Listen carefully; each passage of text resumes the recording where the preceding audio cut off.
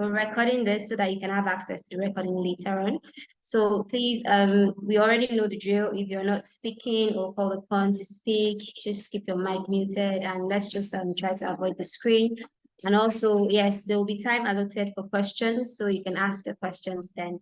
Okay, so without wasting our time any further, I want to introduce our facilitator speaker for today, Mr. Victor Afolabi. Okay, so Victor Afolabi is an entrepreneur, a geophysicist, content creator, and brand expert. He has over 9 years of business experience in both product and service businesses and has secured funding for his businesses and others also. He's passionate about God's kingdom and helping startups survive and scale. Okay, so let's give it up for Victor Afolabi. Good afternoon, sir. You're welcome to the call. Thank you. We're so glad to have you join us today.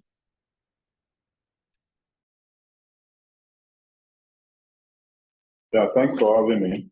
Can you hear me? Yes, we can. We can. Okay, thank you for having me. It's a pleasure.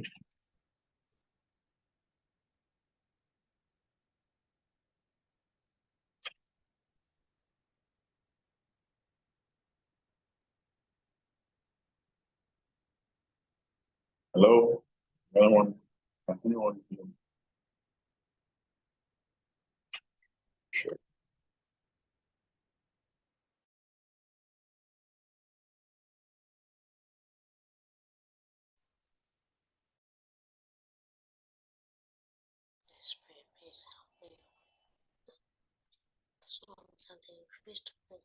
Indeed, when I'm seeing from the chat session, people can hear me. So I don't know if it's time for me to go on. Say, are you there? Yes, I'm here. Okay. Yeah, so thank you for having me. What am I supposed to start now? Yes, you can start now. All right. So good afternoon, everyone. It's a pleasure to be here. And thanks to the organizers for bringing me on board. So, I would love to share my screen in just a bit.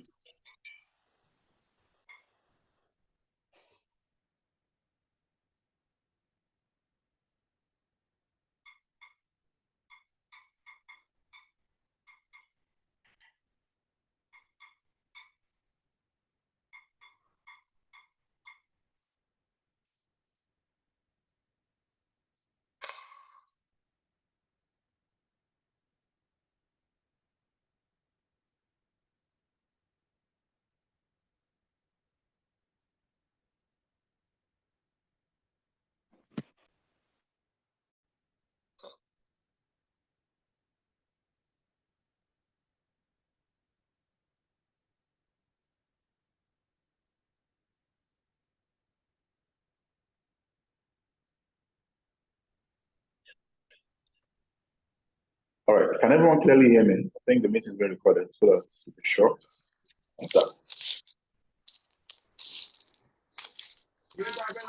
Yeah. Okay. Since only the organizer or the host can share screen, so I'll send the slide I'm using. I don't know if you see it. Just a minute. Oh, Please. sorry about that. I gave you permissions before. You can share your screen. Oh, okay. I'll try doing that once. You will share your screen before. What kind of question are you asking?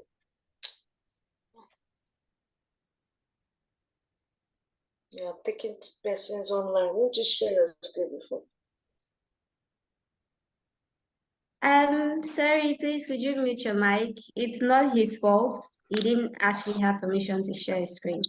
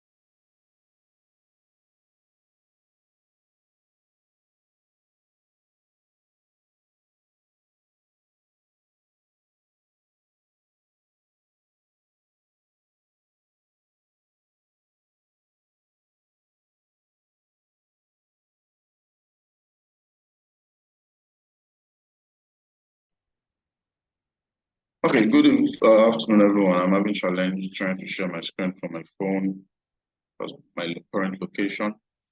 So I'll just go on, send the slides to the organizer so that they can share it while I speak. Thank you.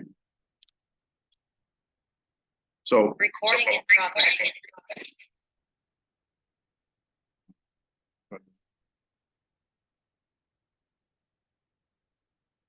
all right, I believe everyone can hear me now. So this afternoon, I was given the opportunity to share with us on how to generate funds for your business. How to generate funds for your business. Before I go ahead, I would like to ask, is everyone here into business, or there are some that are just going into business? Or should I assume everyone here has a business?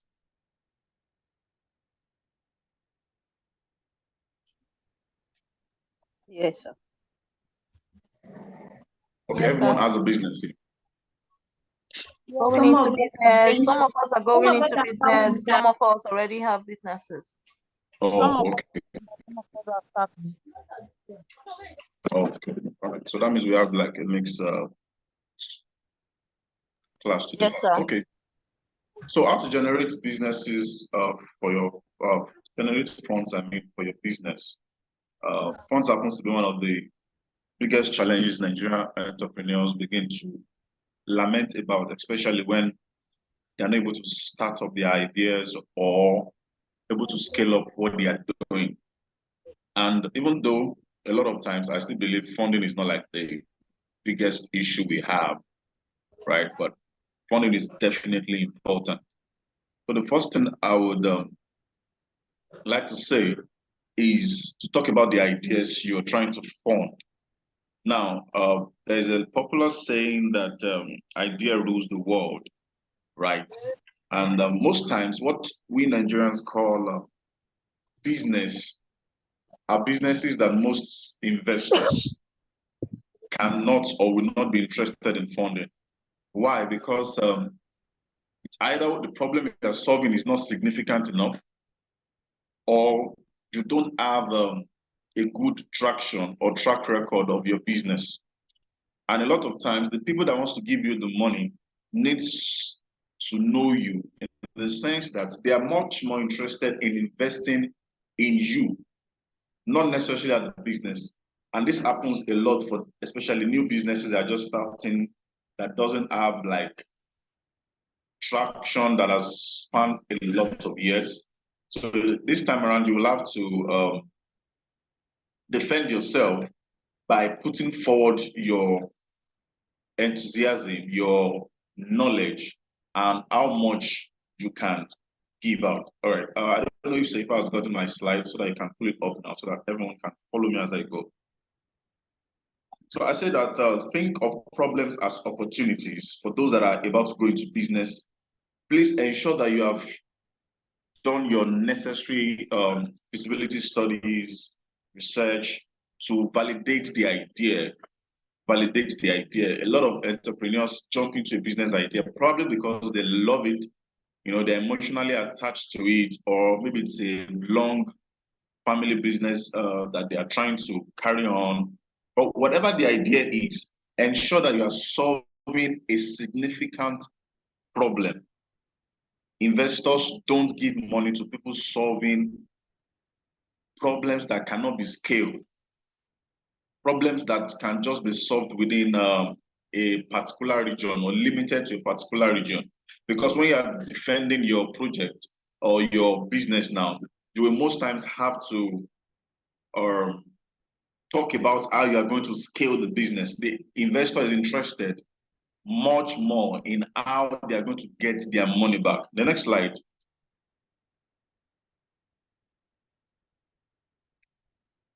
So basically, your idea is the most important thing. I'm saying idea because it has been said that not everyone on this call is already into business or running a business. All right, so next slide, please. I'm on be ready, the fonts ready. That's page 4.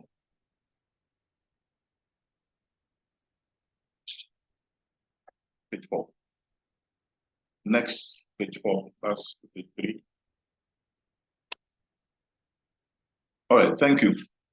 So just like I believe many of us are aware that the first thing you need to have as a business person seeking for funds or looking for a fund for your business is to have a business plan that is either written by you or contracted to a consultant to write for you. Now, many people cannot write business plans on their own, so that's why they have to most times contact someone that is good in that area. And the business plan is usually submitted for like banks and investors, but most times it's quite bulky because you have to really, really be detailed in explaining why you need money. It's not your money. So if you are going to ask someone to give you money, they need to get the details that will entice them enough and spur their interest in your business. So the business plan is going to make you do the research that you should do before starting your business. Even when you are not looking for funds, you should have a business plan. It will help you delve into things that you would naturally not have thought of before starting a business, right? And the next thing is a pitch deck. Pitch deck. That should be pitch deck, not desk. Pitch deck. Now, pitch deck is a very important document that an entrepreneur should have handy. I believe we all are tech savvy and we are very good with storing things in the cloud and the likes. If you're a business person, right, and you're looking for funding, you should be able to pull up your pitch deck anytime, anywhere. You should be able to pull out your pitch deck anytime, anywhere. It's a very important document that is used by startups and entrepreneurs to pitch their business ideas.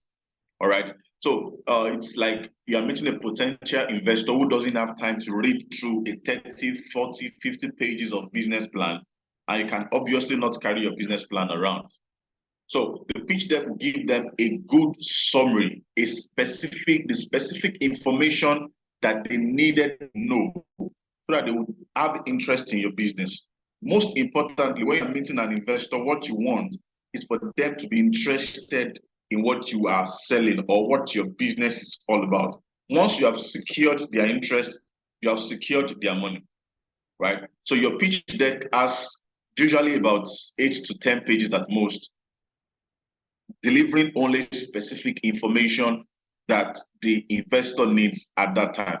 The next one is an elevator pitch. An elevator pitch, just like the name came from the idea that usually you run into an investor in an elevator. I believe most of us know what an elevator is. So you run into an investor in an elevator, and in a minute or two, 3 at most, you are able to divulge information about your business sufficient enough for you to get a good audience with that investor. So you meet an investor in an elevator, and within 2 minutes, you're able to sell your idea to the person sufficiently enough for them to ask you, like, okay, can you sit in my office? Okay, can I see your business plan? Okay, can I know more about what you're saying? Right? It means that the information at the elevator pitch is smaller to that of the pitch deck, just like the pitch deck's information is smaller to that of the business plan. However, the order of importance, the elevator pitch is the most important, and every entrepreneur must be ready to, speak at any time. You are called upon at any time, and you're able to sell your idea enough for everybody in the room to believe in it. Then the last one is you need to have at least a 3 years financial projection. So usually this comes in an Excel sheet that is already coded. There's usually like an Excel sheet that defines your assumptions, your income flow, your projected cash flows, your projected revenues, and all of this for the next 3 years. If you can have these 4 documents, you are actually becoming very, very ready to get funded. Because usually an investor will probably ask you for an elevator pitch. An elevator pitch is not a slide. An elevator pitch is just a well-composed statement that can be delivered within 2 to 3 minutes to arrest the interest of your intending or your proposed investor. So the next thing is to register your business. If you're in Nigeria, to register your business with the Corporate Affairs Commission and other relevant legal bodies, right? So if you're in food, you should also, after your CSC certification, you need the NAFDAC certification. If you're into electronics, you need the, I think, SON certification. And so you cannot be in a business and be oblivious of the important certifications you need to have. No investor or no serious investor will give you money, right, unless you are certified. So I meet a lot of people like, okay, I'm making plantain chips, I'm making these chips, I'm doing that. Okay, are you registered? Do you have a NAFDAC or something? They'll be like, no. There are a lot of ways to go about this. There are times where you can probably share certification with somebody that is registered for the meantime before you can, get your hold. You have to be innovative about this thing. Sometimes getting all the certification can be quite difficult and expensive for someone that is just starting. However, you can network and leverage on your network, right? So the next thing is good bookkeeping. For everyone that is into business, I beg you, please ensure you're keeping records of your incomes and your expenditures. This will show you to be a serious business person. And or if you guys are familiar with these TV shows like, I think, is it the Sharks Den, Lions Den, and the likes? They usually post them on TVs like that, where business people come to pitch their businesses. You always see them asking about the numbers of your business. Okay, how much have you spent? How much are you currently making? What are your projections? Why is this like this? So it means that a serious business person looking for funds must keep their books correctly. Because I want to assume and believe everyone here is tech savvy, there are online bookkeeping softwares and platforms that you can leverage on to make sure that you keep proper records. Or at worst, if you're not good with that, you can just get a book and you write down the sales you make, the expenses you're making, so that whenever there's a chance to present it to or anyone that's interested, they will consider you to be a serious person. Then is you need to have an online presence, right?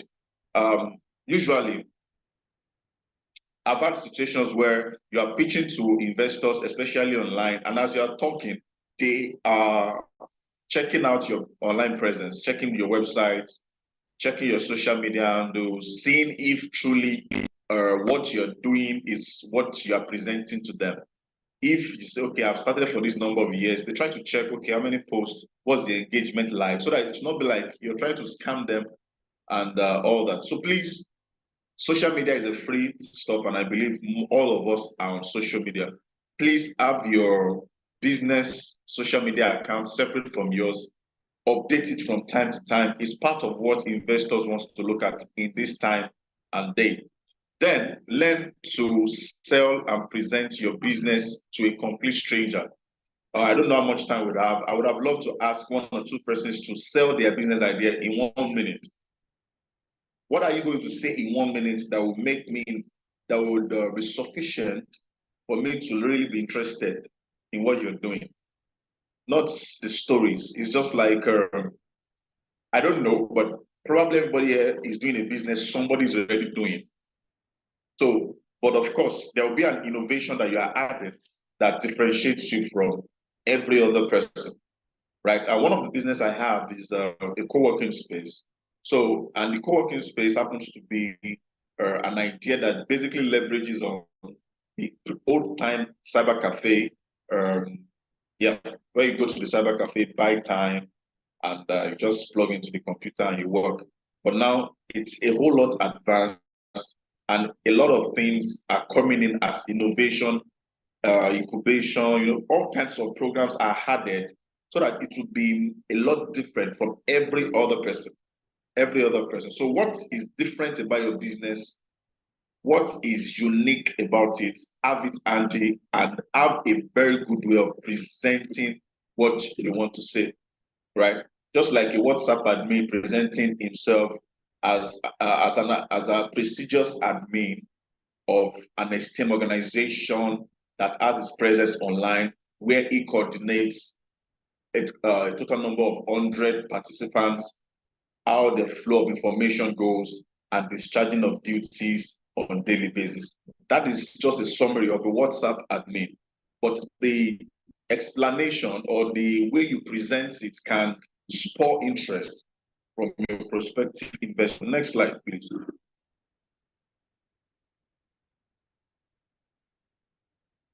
All right, thank you. So these are types of funding. We have bootstrapping. Bootstrapping is basically what every kind of funding you do personally. You know, using your own savings, using your own,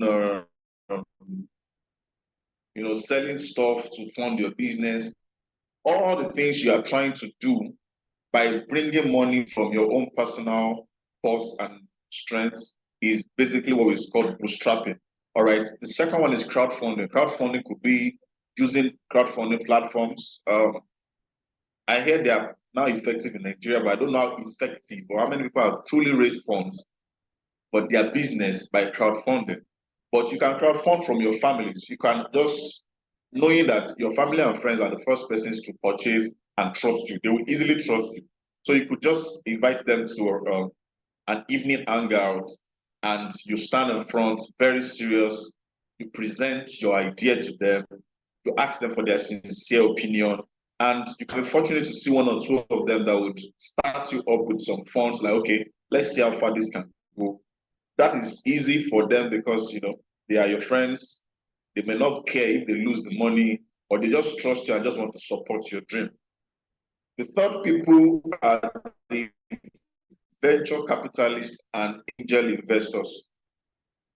All right, so venture capitalists usually come into businesses that have scaled over 3 years and above, businesses that have traction, businesses that are seriously going somewhere. You will not naturally see a venture capitalist pay attention to a startup. So if you're a startup here, you may not truly be looking at the venture capitalist angle because they want to see how much have you worked for over this number of years. Do you have proper records? They will check everything that needs to be checked. So only those that have worked, that have business over time will be able to take advantage of this. Then you have angel investors. Angel investors are similar to venture capitalists, but they are more like, they are open to startups, they are open to helping startups, giving them money. They also work with people that have tractions. Just like the name sounds, angel investors, they're a bit nice to than venture capitalists, in my own opinion.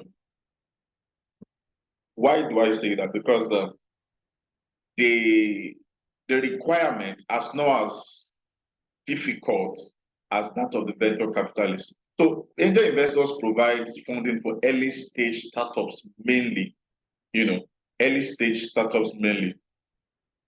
In fact, some angel investors also source funds from venture capitalists and the likes. So they provide mentorship and expertise. Both venture capitalists and angel investors usually provide like mentorship. So you see that you pitch your business, they like it, then they tell you, okay, we are going to own maybe 20, 30, 40, based on your negotiation percent of your business, and provide mentorship. Will give you somebody that is doing what you're doing on a larger scale to mentor you till your business scales higher.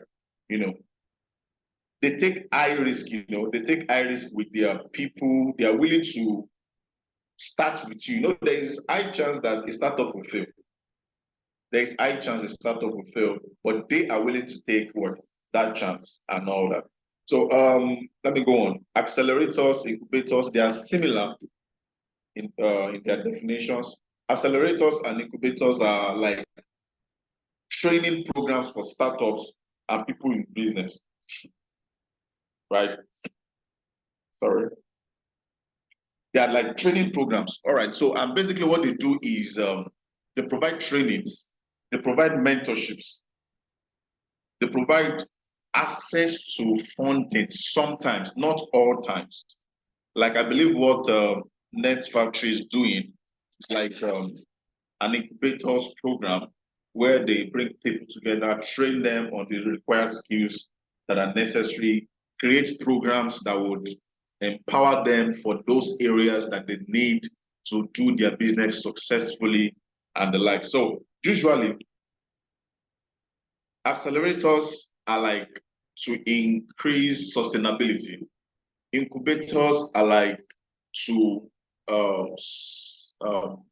to keep a business when it starts and make sure it survives to a particular stage, just like the English word implies. To incubate is basically to protect and work upon an idea until it comes to life and is doing fine. Accelerator is to basically accelerate the rate at which the program or the startup is moving. And the last two is loans and grants. I'm sure we are familiar with a lot of grants opportunities and loan opportunities. If you are just starting your business, in my personal opinion, please don't start with a loan. Please don't start with a loan. It's very, very important. You can look for grants, although there are no guarantees you get them. But if you work really, really hard, you can get grants. I've gotten a few in my business journey, and most of the things that determine if you get these grants or loans or any of these funding types is how prepared you are. How prepared you are. The next slide.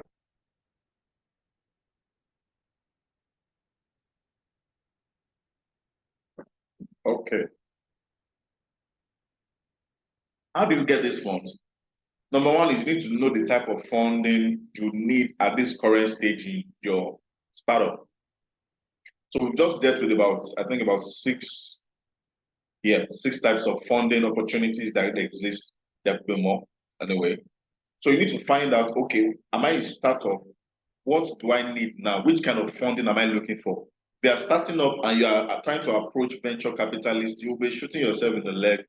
If you have no traction, you should be looking at grants, you should be looking at crowdfunding, bootstrapping, get a job if you don't have a job to at least fund your dreams, so that when you have something to show, then you can approach the guys that have the real money that you're looking for, right? So know the type of funding that you want at this current stage so that you will not be shooting to the wrong investors. Secondly, belong to a network or community of entrepreneurs. Yes, just like the one you have right now. You guys are connected, and everyone on this call has some form of connection with some information. So if you guys integrate very well, the sharing of information will eventually begin to produce a lot of results. So belong to networks like this and many other more that have entrepreneurs on them. Search online for opportunities. Let Google be your friend. Every day as an entrepreneur, search for ideas, search for opportunities. Don't just sit back and like, I don't know what's going on. I don't know what's going on. No. Sustain a winning mindset. All right. So being that I have experience in applying for a lot of grants, and I also help people apply for grants. I see a lot of entrepreneurs giving up after one or two trials at a grant. Okay, so one of the simplest grants I got was the Tony Elumelu Foundation grant, right? And I started applying as a student. I applied 2 times as a student, and I did not get in until the 3rd time I applied. That was when I was able to get into the program, because every time they rejected me, I learned a new thing. I learned what doesn't work for them, then I try a new thing, right? So every time you get a no, you are just learning. You're just learning, and it's not time to give up. The last one, the second to the last is learn, unlearn, and relearn.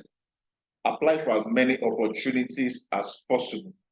As an entrepreneur that is looking for money to do business, you need to keep applying as much as possible. You don't know when and where which one will click out.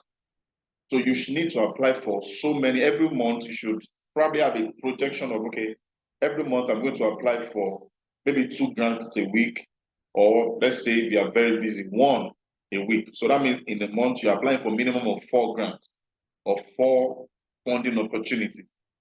2 things will happen to you. You will begin to learn, and you are increasing your chance of getting funds.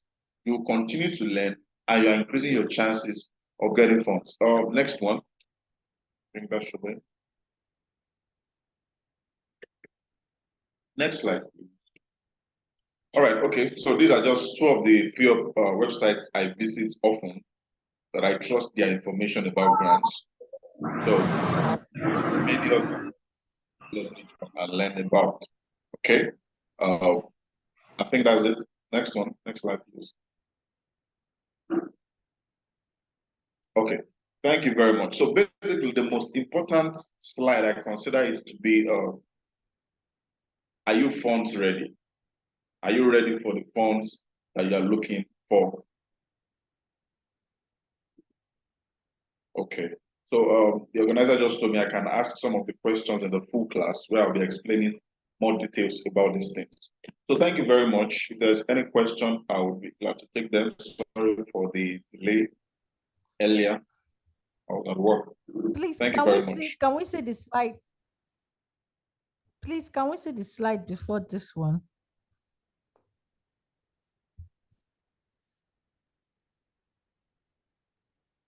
All right, so if I'm done. Hello, sir. Good afternoon, sir. For Okay. those of us that came in late, though we made the class halfway, can you kindly show us the first, I don't know, probably some few slides before, I don't know, before the one that happened or that you showed around 2:30. I don't know if there's a way you can just slide in your slide, show us your slide Okay. just within few minutes so we can have a glance of what you have. Thank you. Okay. All right. Yeah. Just stop here. Let me start from the second. No, the third one, the third page. I will just quickly run through them.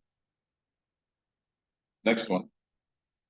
All right. Thank you. So I started by saying your idea is the most important thing. All right. Before you start, you jump on an idea. Don't jump on an idea because you love it.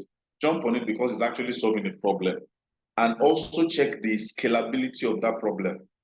Investors don't like investing on small problems. They want things that can be scaled, things that can, increase, things that can increase in size. You can be like, okay, in the next 2 years, I'm moving to 2 states. In the next 3 years, I'm looking at probably Nigeria. In the next 5 years, we're looking at Southwestern Africa, something that can scale like that. Next slide. Then I started talking about the types that are you ready for funding? And I mentioned these 4 or 2, 3. Yeah, these 4 documents that you must have handy anytime, anywhere. That is a business plan, a pitch deck, an elevator pitch, and 3 years financial projection. An elevator pitch is basically something that you must have practiced over time and it's in your mind so that you can explain or speak anywhere. And the remaining other documents needs to be prepared and probably stored in the cloud so you can pull them out anytime. Then next thing is to get the relevant certifications to your business. No business person or fund or investor will give you money if you are not registered according to the law. So please spend some money. I think CAC, even if you are starting with business name, is around 10,000 or 11,000. Register the business, and it happens with like 2 days, 3 days, your certification is out. Then keep your records properly. Business people, investors will ask you for traction, how you have been doing your business, so that they can know if you're a serious business person or not. Remember that investors must buy into you before they buy into your idea. They must buy into you. And if your bookkeeping is poor, they believe you're a clumsy person.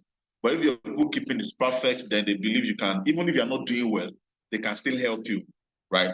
Then up on online presence, all right, so that they can check you out online. You're not lying, like, I do this, I do that, I do this, I do that. They want to check you out. If you don't have money to build a very strong website, there are a lot of third-party websites that, even Google offers that third-party website that can be well designed and just have some online presence till you have enough funds to build a proper website. Then learn to sell your business, be able to speak and sell your business in minutes. Next slide. I'm trying to rush. Okay, so I mentioned this. Okay, these are 8 types of fundings. Yeah, bootstrapping is basically you funding your business by yourself or by bootstrapping to send you funding your business by yourself or getting money by getting a job to fund it. Basically trying to get money all by yourself. That's the first thing every entrepreneur must do. Every entrepreneur must do. The second one is crowdfunding, which can be with your family and friends, your close friends, church members, mosque members, something, organize a party, explain your vision to them. If they buy into it, then they would be able to help. Venture capitalists and angel investors come into businesses to help them, provide mentorship, provide big funding, really big funding. They are the guys with the biggest money. The venture capitalists and the angel investors are the guys with the biggest money, right? When you hear tech companies say, okay, we raised $50 million and all of that, it is from venture capitalists and angel investors. But those guys will not give you money if you are just starting. If you are just starting and there's no traction, and you've not proven over years that your business is worthy to be invested in. Then accelerators and incubators basically provides platforms for growth, platforms for sustainability, platforms for further training, platform for mentorship, so that businesses can grow. Then the last two, grants and loans. Grants are basically free money. However, if you waste it, you're just wasting time, because eventually to tell on your business. Then loans, it's also good if you do your proper studies well, so that you don't enter a loan that will kill your business. So these are like 8 types of funding. Next slide.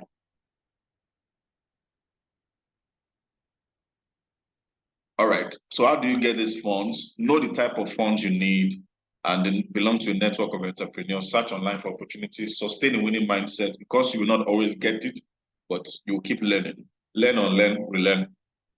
Apply for many opportunities, and I think that's it. Please, I have a Next slide. I question. think I'm done. Okay, let me be sure I'm done, then I can take questions. Just a minute.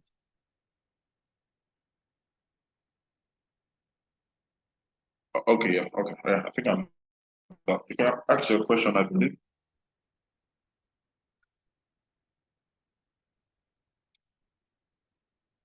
Yes, please ask your question.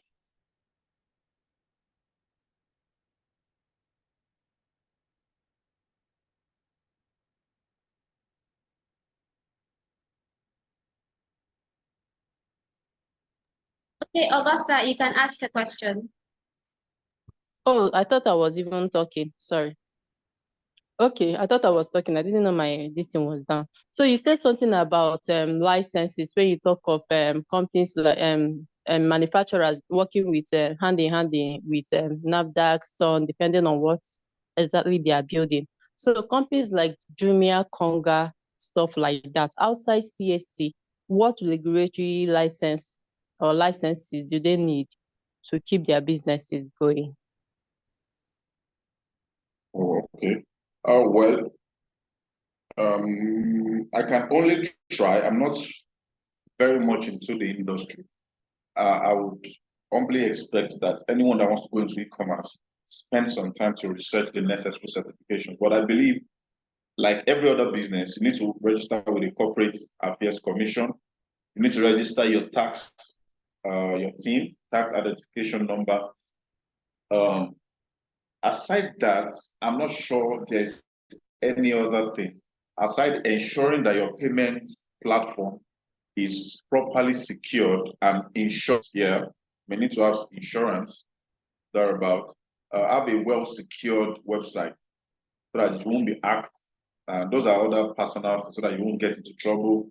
Get like protection, protect customer data. There's a lot of problem a lot of online platforms are having with customers' data getting into the wrong hands. So once you can secure all of this, I think you will be fine. Your CAC certification, your tax identification delivery, your data protection policy, your websites are secure. With that, I believe you're fine. Thank you so much. Yes.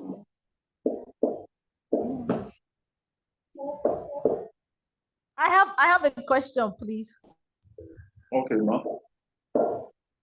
Hello, sir. Yes, please Hello, go on. sir. Yes, you mentioned that.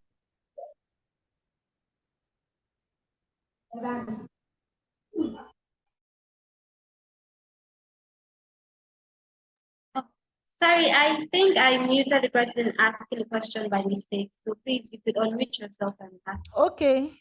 I said my question is, you mentioned about venture capitalists and Yes, wanting to see traction in your business before yeah, they most likely invest. invest. So I wanted Yeah, to find out, can you shed more light on that, please? Because we had, I applied for one venture capitalist funding, and for our mobile app, we have this mobile app, and they were saying that we needed to have streams of at least up to, I think, some dollars on our usage. Yes, per usage, subscriptions, anyhow we're getting money, we should have at least some amount of money on the app already. So this posed a challenge, and I've not been able to get back to them. So I would like to know more. I would like to learn more on this traction thing you're talking about now, concerning the venture okay. capitalists. All right. So your example is quite perfect in the sense that, just like I said, those guys don't give money without traction. I believe as a business person, you know what the traction is. So basically, what they're asking you to do is go and do business alone for a while. See if you can survive for a while. Then come back after you made some progress and we can help you. They don't just want to support you because you have a lofty idea, because your idea is amazing, right? So you have to be able to show them detailed expenses tracking, how you've been tracking the expenses you made, how the inflow, the accurate financial statement of your business. That is basically what they are looking for. All right. There's something called burn rate. I don't know if you're familiar with it. It's basically like one of the things that VCs try to look at.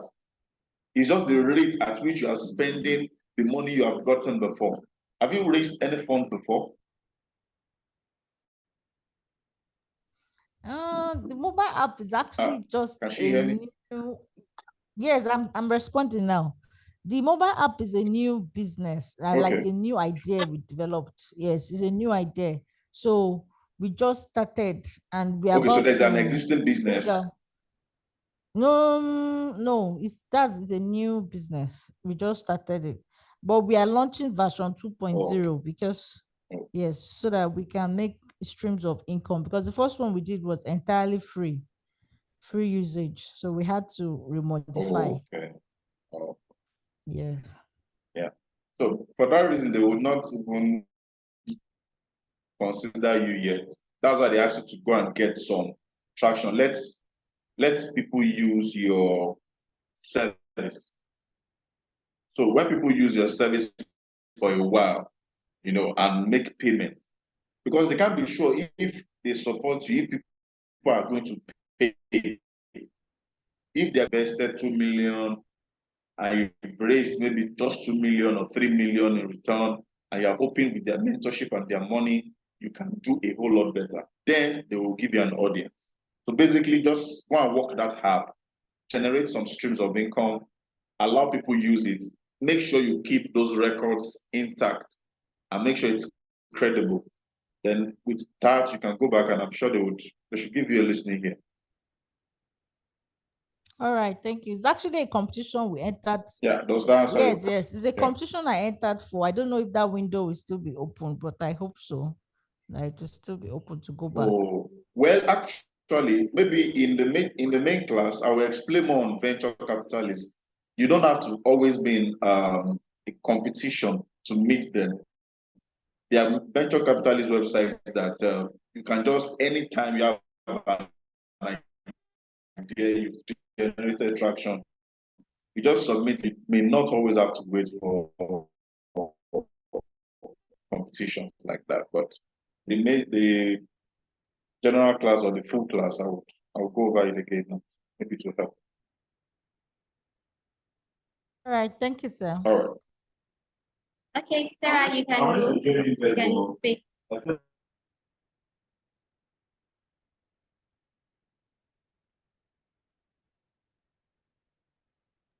Sarah, you can ask a question.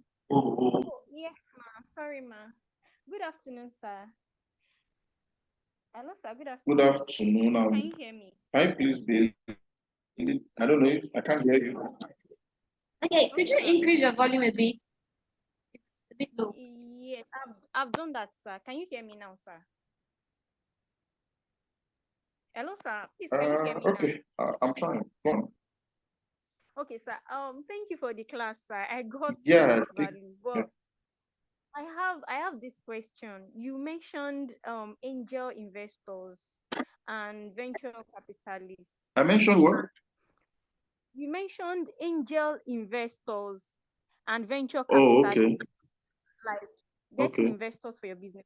So what I understand is that if you are getting investors and that person is not family or something like that, the person might Yeah. request for a percentage of your profits. Yeah. So I want to ask the amount of the percentage that is safe to share with your investor and the duration. I mean, let's assume you have this business that is amazing and then you have investors willing to invest in it. I want to ask if it is Okay. advisable to just give your investors maybe lifetime profits, a percentage or share of your profits for lifetime, or you have the duration, All right. or I just want you to explain to me. I believe you understand. You understand my question. Yeah.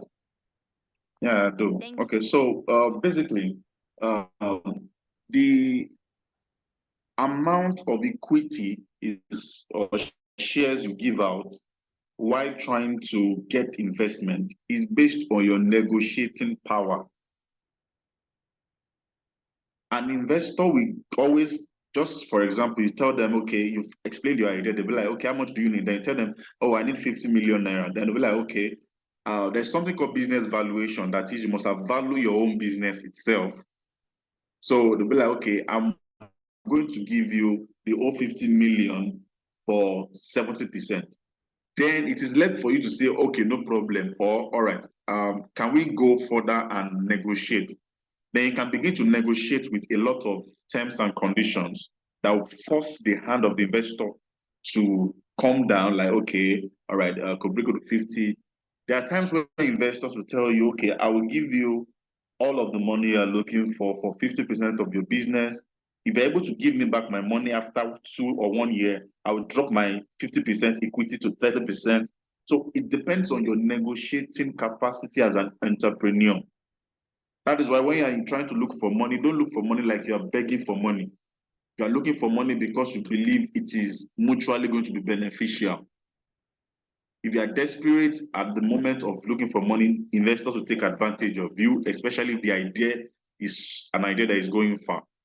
So it's basically, I can't recommend a particular percentage of equity to give out, but I can only tell you when you're going to face an investor, make sure you have your negotiating capacity intact so that they will not play down your part in the company. Sometimes they ask you how many investors are already on board before they are coming in. So all of these things, factors play a part in how much equity you eventually get out of it. Does that answer your question? Oh, yes, sir. Thank you, sir. Yes, sir. Thank you. All right. Okay, Deborah, I'll try to you can explain ask on your the future. question. Good Sorry, so afternoon. after Deborah, we would, sorry, Deborah, after Deborah, we're taking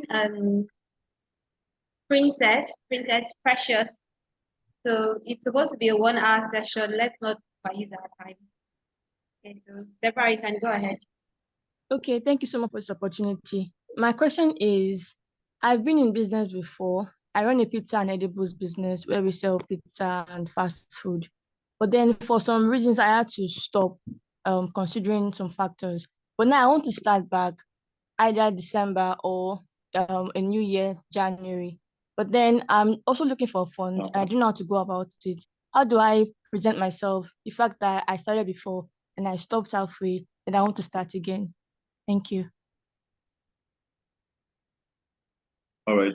Good. So usually, depending on how you present it, an investor will want to know why you stopped, right? An investor will want to know why you stopped, and for whatever reason you stopped, they want to know what you were doing since you stopped until you are planning to start again, right? So these questions you must be ready to answer when you're meeting an investor. You must be ready to answer this question. All right. So if you're able to answer that, okay, this was why I stopped, for whatever reason, anybody could stop business for any reason. And now you have reworked the business maybe for another 3 months and you feel you are much more ready. So then you should be ready with do you have like a record for the previous time when you were running the business still intact? Yes, sir. So if you still have that record, perfect. Keep it. Those are part of your bargaining and negotiation strength, things you're going to use to negotiate. So you just keep in mind, okay, you know why you stopped. I don't know. You know why you stopped. So whatever reason you stopped, find a better way to present it that will not make you look like a quitter, right? You're not going Sorry, to sir. tell a lie, because if you tell a lie, to find you out eventually. But what? Okay, I want to know, should I tell them I stopped, or should I just have in mind that I'm starting afresh? Like, let go of all the old records and then start afresh? Oh, well, it depends on if the previous part of business is good or bad. You can decide to use the fact that you've had experience in that business as a negotiating strength. If you do away with that previous part of you, it might be like you're starting afresh, and a lot of things you will have had the opportunity of negotiating with will no longer be there. All right. So Okay, it's not a bad thing to have had to stop, but the fact that you are planning to come back is a very, very important spirit as an entrepreneur. So how do you explain that storytelling of why you quit, what you've done, why you quitted, and now you're starting back? It should give you a hedge ahead. All right.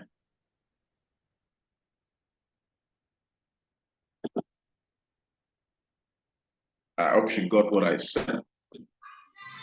Okay, Thank you, Princess. sir. Thank you, sir. Okay, Princess, it's your turn. Hey, good afternoon. Thank you very much for this opportunity. I was going to ask same thing. So you actually answered part of that, part of what I wanted to ask. Then secondly, I also wanted to say, in a case whereby you've actually not been making use of the business account, like you've been making use of probably a personal account or an account where transactions being done in the business is not actually indicated. So in cases like this where you're trying to raise a loan or you're trying to raise a grant, is there any way we can switch transactions that were done, like that's from the bank, from our personal account to a now business account that's associated with the business? Oh, well, I'm not in the banking sector, so I don't know if that's possible. But I think that's a mistake you made. You should like change it as soon as you can, because it's a lot harder to track for an investor. They don't want to do the headache for you of having to separate. Okay, this was a business transaction. Oh, this was a personal transaction. They don't want to go through that stress. So they would have preferred you just coming up with your business account. So if you can begin to use the business account now, you should start doing that now. Right. Okay. So that yeah, very important to always separate. Thank you very much. Yes.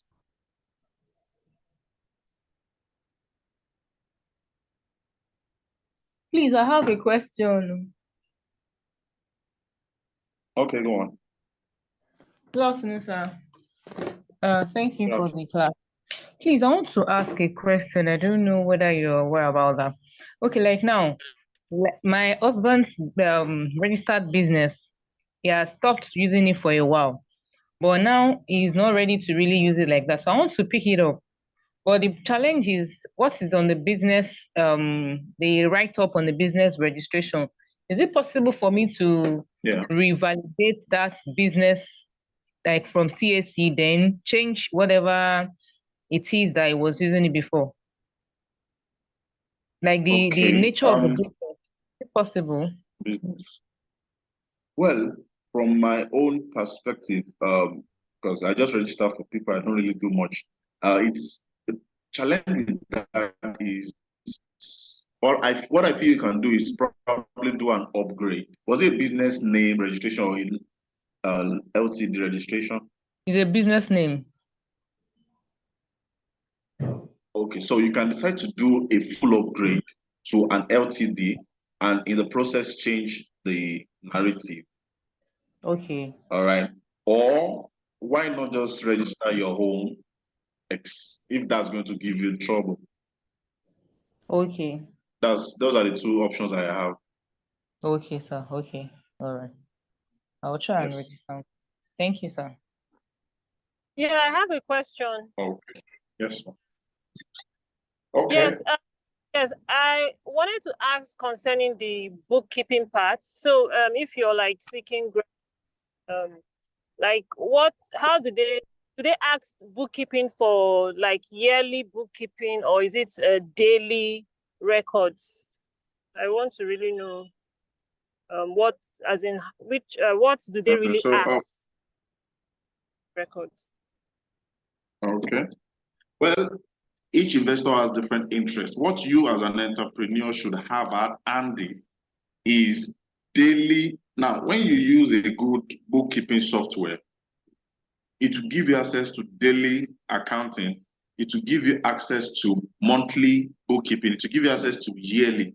So even if they tell you, okay, give us your record for the last 3 years, you just print it out or export the PDF to them and send it to them. So you just make sure you are keeping records. If your business is not the type that earns daily income, whatever mode your business receives its income, the bookkeeping app should have it for you, and should have it, and you should be able to export it, and they should be able to track it, whether it is daily, monthly, or annually. So just have it like that you have every detailed intact. So whichever one they need at any point, you can give it to them. So I don't want you to focus on, okay, I'll be keeping yearly on, okay, I'll be keeping daily on. Just keep it on daily basis. If your business is daily, if it's not daily, every time you make a transaction, let there be a record. Okay, so and this is like a criteria for grants. Yeah, well, most grant bodies require it.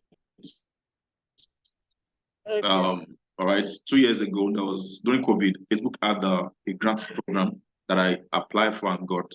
One of the things they asked for was the bookkeeping. So we just had to export our transaction and send it to them, and that was it. Many people that didn't have it didn't get the grant.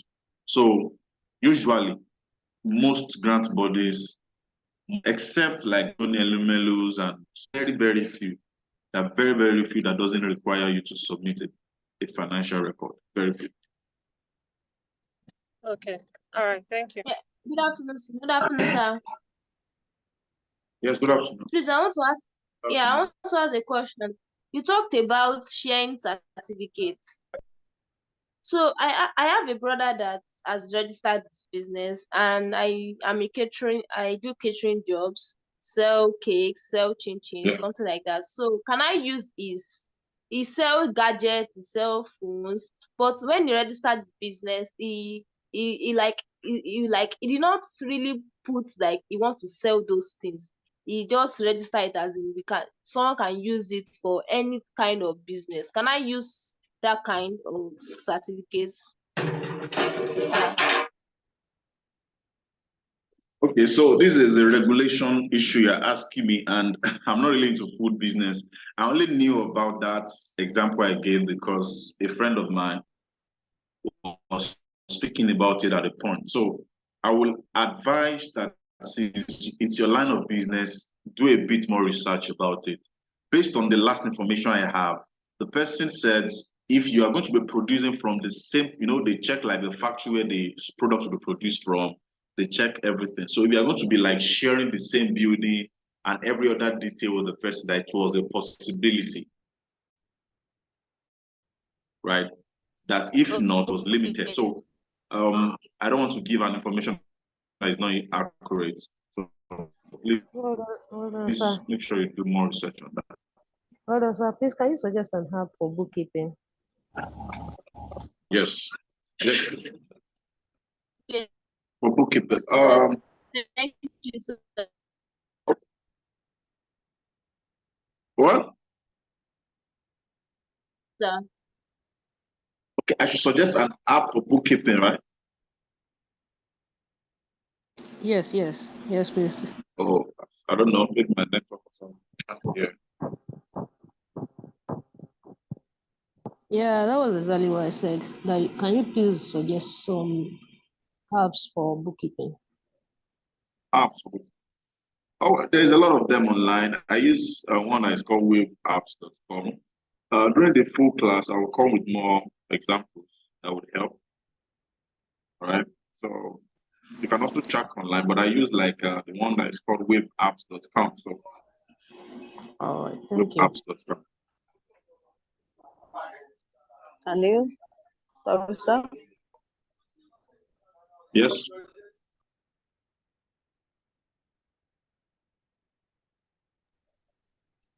Hello, sir. I wanted to ask. Hi. Okay, I wanted to tell the lady that she could use either Zoho or she could use Keeper for bookkeeping. Can you send it? Text it I online. said So Zoho. that we can take it. Okay, all right. Text it down so that we can. Yeah, that's quite a Thank number.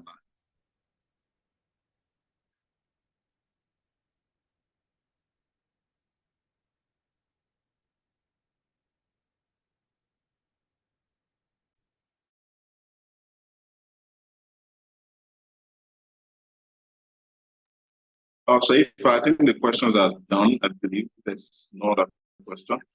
Yes, sir. I have another question, sir. Good afternoon. Yeah, good afternoon. Thank you, sir. Thank you for the wonderful lectures. Thank you for the training. So my question is, in the aspect of applying for grant, the firm, the organization, are they going to consider people that registered their CAC based on limited company in a different way? Like the difference between a limited company and then business name, are they going to reduce the person that registered for only business name and then consider more the people that registered for limited company? That's just my question. I want to know if they consider them differently. Okay. Thank you. Well, when applying for a grant or any funding opportunity, please always read their criteria. All right, because every grant body has a very like their expectations or criteria differs. So it doesn't matter whether it's a business name or limited, as long as they just say your business has to be registered. It doesn't matter the registration. You should be allowed to, put in for it. But always make sure you go through the criteria page to hear the details before you put in your so much energy in that. Yeah, thank you, sir.